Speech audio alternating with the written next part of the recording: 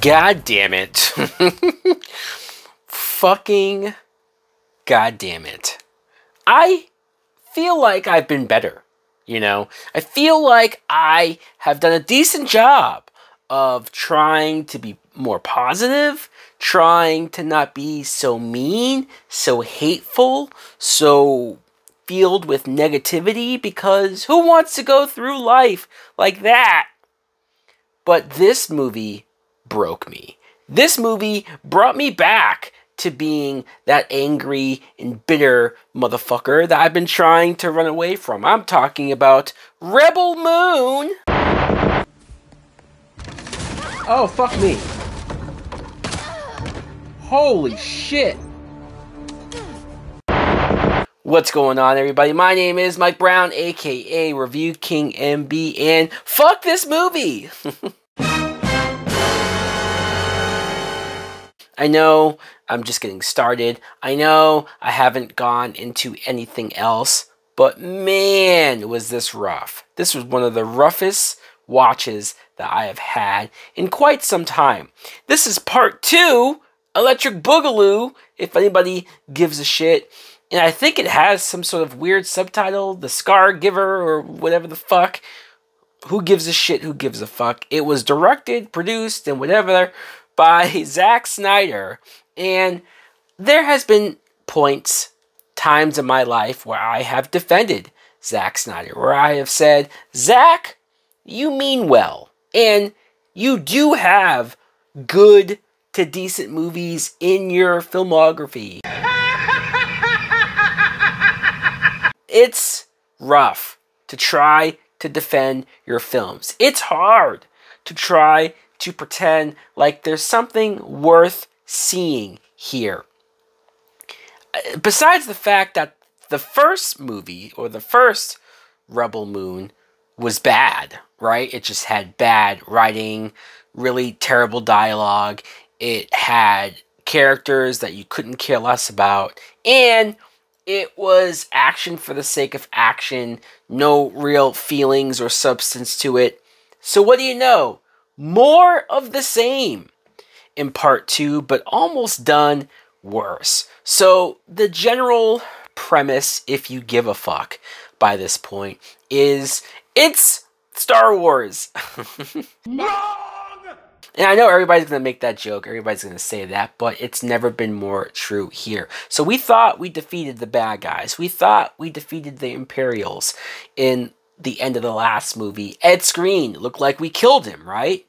Only for him to get resurrected somehow, some way. They take his dead body and put him in this, like, containment chamber thing with tubes sticking out of his body. He comes out of, like, a cocoon, and brand new, Ed Skrein's back. And so he now leads his army to take revenge on the good guys. And these good guys, talk about a group of people that I don't know any of their names.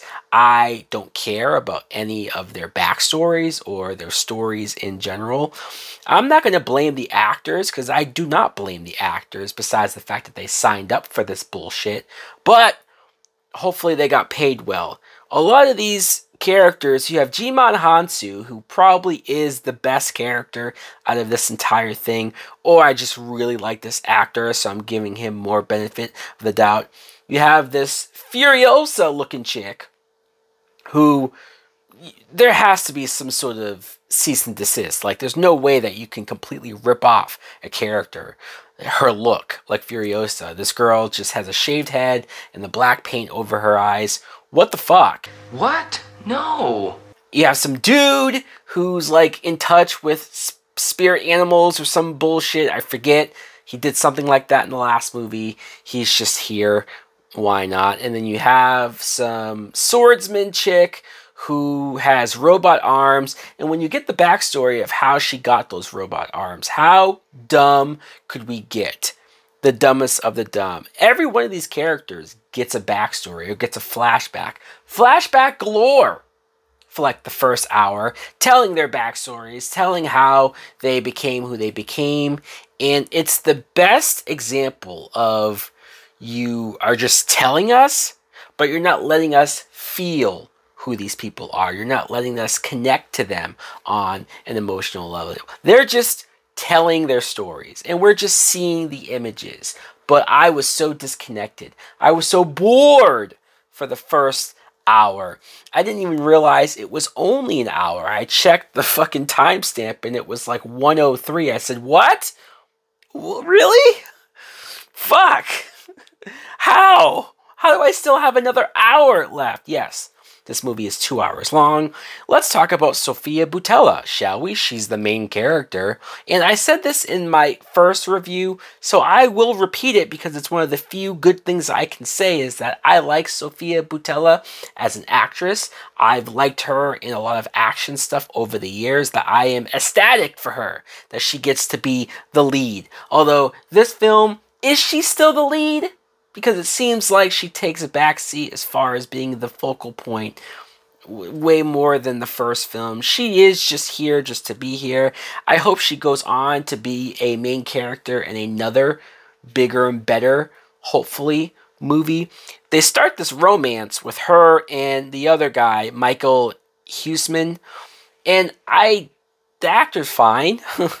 But I did not buy their chemistry. I did not buy their romance, their love story, and oh, look at us, we're meant to be, and bullshit. No. It's a waste of time.